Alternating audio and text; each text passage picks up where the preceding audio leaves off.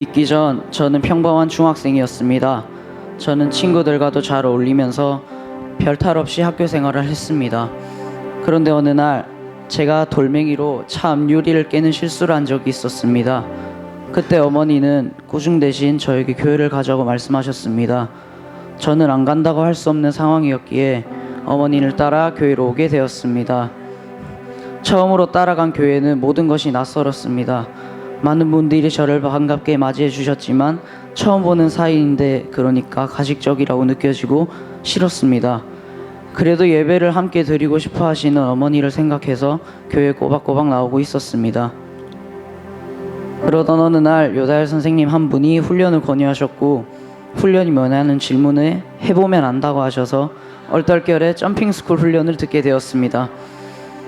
처음엔 어리둥절했었지만 꾸준히 훈련의 자리에 나가니까 말씀이 귀에 들리게 되었고 하나님이 어떤 분이신지 궁금해졌습니다. 또 기도응답이 된다는 것이 신기해서 기도가 뭔지도 자세히 알고 싶어졌습니다. 그렇게 점핑스쿨 훈련을 하고 소링스쿨을 시작했습니다. 소링스쿨에서는 수레바퀴의 삶을 실천하는 훈련을 받았습니다. 저는 전도의 삶을 살기가 가장 실천하기 어려웠습니다. 거절당할까봐 두려워하는 마음이 컸었는데 거절당할까봐 행동하지 않는 것이 거절당하는 것보다 더 바보 같은 것이라는 목사님의 설교 말씀에 많은 찔림을 받았습니다.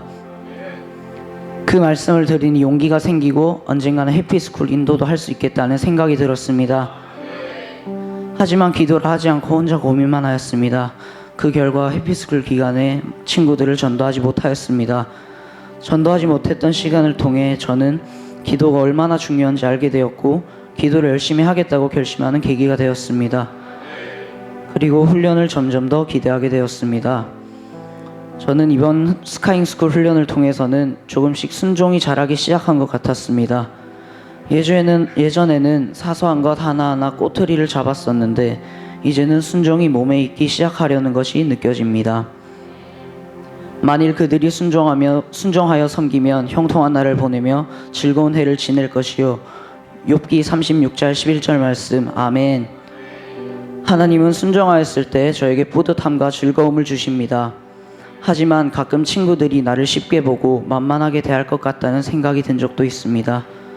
그러나 훈련을 통해 이러한 생각들은 사탄이 순종하고 싶은 나의 마음을 흔들어 놓으려고 불어넣은 생각이라는 것을 알게 되었습니다. 그래서 그런 생각이 들 때마다 대적 기도를 했습니다. 그러다 보니 친구들에게 내가 쉽게 보이는 것이 아니라 편하게 느껴지겠구나. 그래서 오히려 친하기가 쉬워지고 전도도 더 잘 될 것 같다는 생각이 들었습니다. 또 훈련을 통해서 저는 좋은 성품을 만들고자 노력하게 되었습니다. 평소에도 좋지 않은 성품들을 고치려고 노력을 했었습니다. 하지만 좋은 성품은 하나님의 말씀을 통해서만 변화된다고 하셔서 저는 예배의 자리를 빠지지 않기로 결단하고 성경 일독도 시작하였습니다.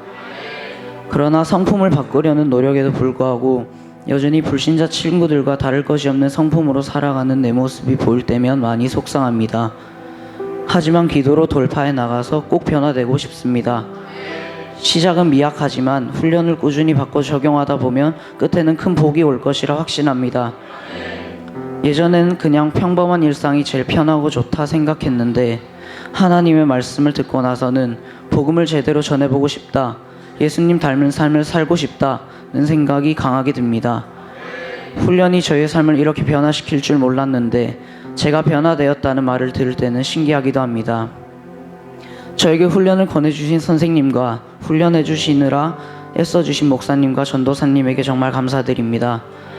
스카잉스쿨을 졸업하고 점핑스쿨 훈련을 다시 받을 텐데 이것은 밑으로 내려가는 것이 아니라 말씀을 반복해서 더 깊게 듣고 내가 더 변화되기 위해 위로 올라가는 것임을 깨닫게 해주셔서 감사합니다. 나에게 새로운 말씀으로 오실 주님이 기대됩니다. 이 모든 것 하나님이 하셨습니다.